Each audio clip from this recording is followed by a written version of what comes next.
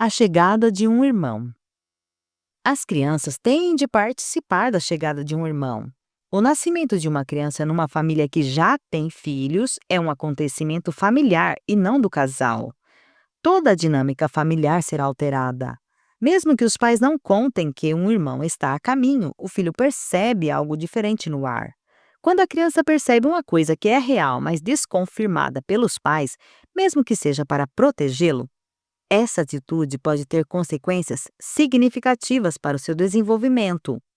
Ela pode questionar a sua percepção da realidade ou começar a criar fantasias que podem gerar muito mais angústia do que a situação real geraria. Sendo deixado de fora, em aparente inocência feliz, sente-se traído e enganado. É melhor enfrentar a situação e ir ajustando as coisas com o tempo. Um bom preparo antes do nascimento alimenta o carinho pelo irmão depois e diminui a ansiedade no momento de sua chegada. Todas as mudanças devem ser feitas, de preferência, antes de o bebê chegar. Por exemplo, tirar a chupeta, mudar de berço ou de quarto, passar a ir à escola. Desse modo, o filho maior não associa os fatos à chegada do bebê. Não pensa, tive de abandonar meu reinado tomado por outro. Se o primeiro filho for muito novo para tais mudanças, deve-se esperar que ele esteja adaptado à chegada do irmão para então fazê-las, mesmo que passe um pouco da idade esperada para novas conquistas. Os comentários típicos não ajudam nada. Nossa, como você é grande! Não precisa mais de chupeta. Olha como seu irmão é pequenino. O mais velho não deve privar-se de seus hábitos pela chegada do irmão, a não ser que estes sejam muito prejudiciais ao bebê que acabou de chegar. Uma boa maneira de facilitar a aceitação do novo bebê é dizer que os presentes que eles, os pais, estão dando foram mandados pelo irmão que acabou de nascer. Não é uma questão de conquistar com presentes, mas de o irmão fazer uma associação concreta de que o bebê traz coisas boas para ele também, já que as perdas ficarão claras rapidamente quando ele tiver a atenção dos pais dividida, por exemplo. Sentindo-se garantido em seu território, o mais velho não hostiliza o mais novo nem o encara como uma ameaça. Os pais podem ensinar o irmão mais velho a pegar o irmãozinho no colo, mostrando-lhe os cuidados necessários que tem de ter, lembrando sempre que as crianças não têm o bom senso dos adultos para saber como agir diante da fragilidade dos pequeninos bebês. É importante, porém, que ele ajude um pouco a cuidar do menor. Pode-se pedir ajuda naquilo em que ele realmente for capaz de ajudar, como abrir e fechar uma pomada, lavar os pezinhos, passar a pomada no bumbum.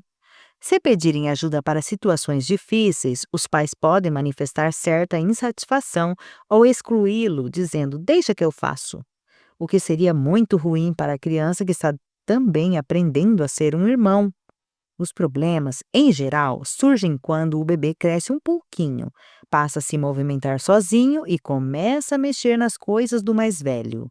Os pais devem lembrar ao primeiro filho que ele sabe coisas que o menor ainda não sabe, e os três juntos, pai, mãe e filho maior, criam então uma estratégia para que o pequeno não mexa mais nas coisas dele. Cada filho é único. O grande sonho dos pais é que os filhos sejam felizes e unidos como unha e carne. Muitos acreditam que esse sonho se realizará caso não privem nenhum filho de nada, isto é, tudo o que dão para um filho, sentem-se obrigados a dar igualzinho também para os outros. Entretanto, ninguém gosta de ser exatamente igual a ninguém. Para marcar as diferenças, os irmãos vão se engalfinhar. É unha de um na carne do outro. É também importante saber que nem tudo o que aconteceu com o primeiro acontecerá com o segundo. Logo, o que foi bom para o maior talvez não sirva para o menor. Mesmo nascidos do mesmo pai e da mesma mãe, os filhos nunca são iguais. Além das diferenças genéticas, físicas e cromossômicas, a disponibilidade do casal e a disposição da família são diferentes conforme a idade e as etapas da vida. Cada um dos filhos deve ser tratado como se fosse único. Os pais facilitam muito o convívio entre irmãos quando conseguem resistir à tentação de compará-los. Em geral, a comparação é lamentável. Sempre um sai ganhando e os outros perdendo. Os elogios serão sempre bem-vindos para alguns filhos, se não casarem com constrangimento nos demais. É muito comum os pais comentarem: não sei por que esse filho dá tantos problemas se teve a mesma educação que os outros. Geralmente, esses pais ficam atordoados, pois sentem ter feito tudo certo, mas o resultado não é o esperado. A base desse raciocínio está errada. O primeiro filho não teve um irmão mais velho, nem o segundo é o mais velho.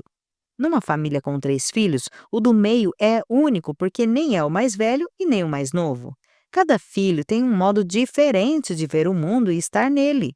Somente isso já é suficiente para destruir qualquer teoria sobre justiça baseada em igualdade de condições propostas pelos pais.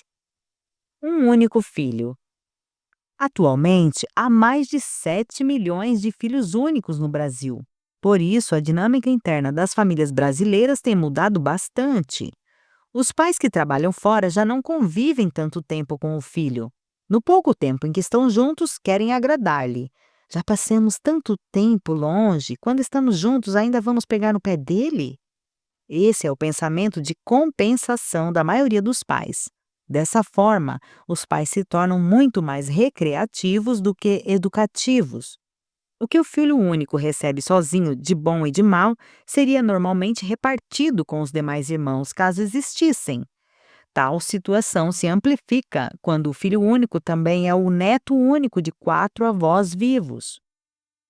Em casos assim, poderão surgir muitas dificuldades. A criança pode tornar-se supermimada e superdependente, transformando-se no centro das atenções, querer tudo para si, achar que os outros estão ali para servi-lo, só quer comer porcaria, não estabelece rotina para nada, é incapaz de superar dificuldades sozinho, chora, grita, agride, embirra quando contrariado, age por impulso, sempre quer ter razão e etc. Mesmo que os pais disponham de muito dinheiro, não devem dar a esse filho único ou não uma mesada astronômica. O que os pais dão aos filhos deve ser guiado pelas necessidades de cada um deles e não pelo poder econômico dos pais. Dar ao filho dinheiro no lugar de diálogo, convivência e acompanhamento do dia a dia pode satisfazê-lo momentaneamente, mas não alimenta o relacionamento com os pais nem a autoestima dos filhos.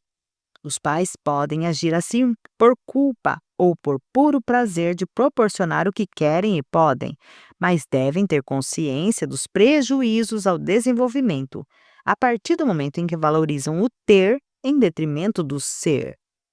É muito mais fácil dar dinheiro que educar, mas o feliz sorriso de uma criança não se compra.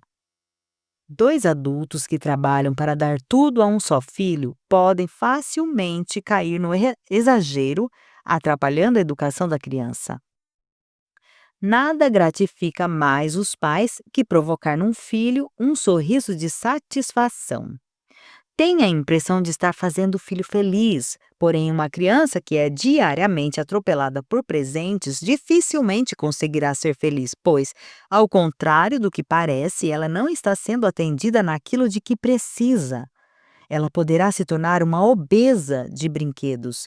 Fica estimulada por uma fome de brinquedos nessa idade e mais tarde sentirá fome de outras coisas. E o exagero não se restringe a bens materiais. Além das questões que envolvem dinheiro, o excesso de disponibilidade dos pais também é prejudicial. Mesmo que um dos pais tenha todo o tempo do mundo, não deve ficar grudado no filho. Para crescer, a criança precisa de espaço, de um tempo só dela. É muito bom quando os pais podem proporcionar e favorecer o convívio de seu filho único com outras crianças, primos, vizinhos ou mesmo amiguinhos da escola ou do clube. Essa convivência favorece uma formação mais saudável. Em grupo de crianças, ela treinará suas habilidades de convivência e sociabilidade. Crianças hiperativas. Muitas crianças e adolescentes mal educados estão tomando cloridrato de metilfenidato, Ritalina, medicamento que se destina ao tratamento do distúrbio do déficit de atenção e hiperatividade. É essa uma disfunção psiconeurológica que provoca dificuldades de concentração, Viver no mundo da lua, que é o déficit de atenção, não parar quieto, que é a hiperatividade. Descrito há apenas poucos anos, esse distúrbio foi muito tempo menosprezado e mal conduzido. Agora, no entanto, está havendo exageros e confusões a esse respeito. A Ritalina não atua sobre mal-educados. Ainda assim, diagnósticos apressados e equivocados têm feito pessoas mal-educadas ficarem à vontade para continuar mal-educadas sob o pretexto de que estão dominadas pelo TDAH.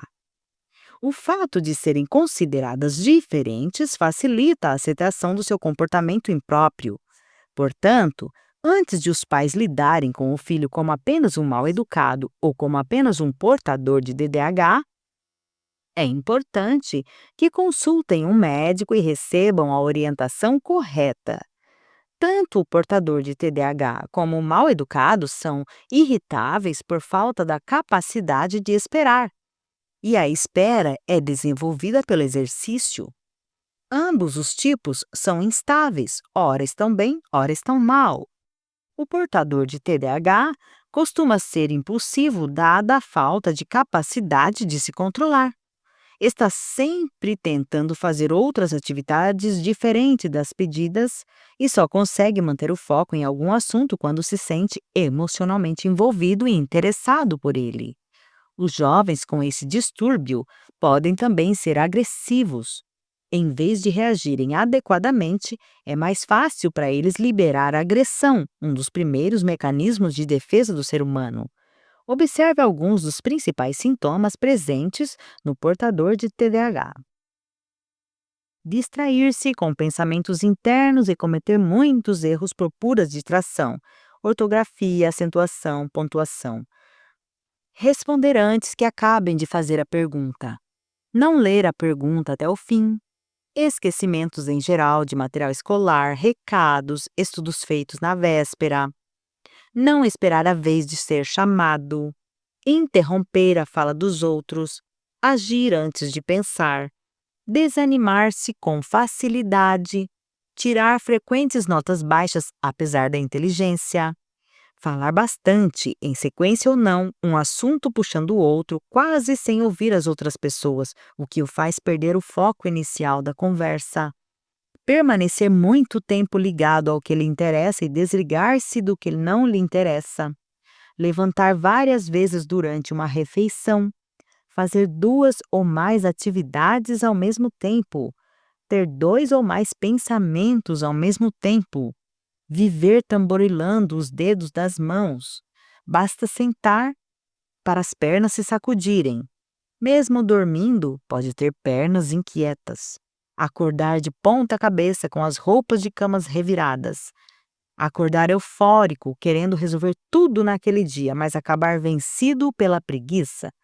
Tentar pôr em execução uma ideia, fazer projetos mirabolantes, mas logo desistir, como os primeiros obstáculos por não suportar frustrações e decepções. Esse entusiasmo é conhecido como fogo de palha, pois logo acaba. Geralmente inteligentes acabam prejudicados pelo seu desgaste. Apresentar hiperfoco, concentração exagerada em um único tema por um longo tempo, isolando-se do mundo a ponto de nem escutar chamados de outras pessoas. Quanto maior o número de sintomas e o tempo de permanência deles, tanto mais se configura a presença de TDAH. Muitos desses sinais podem aparecer isoladamente ou em conjunto também nos mal-educados.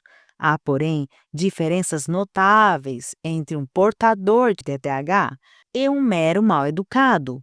O portador de TDAH continua agitado diante de situações novas, isto é, não consegue controlar seus sintomas. Mas já o mal-educado primeiro avalia bem o terreno e manipula as situações, buscando obter vantagens sobre os outros.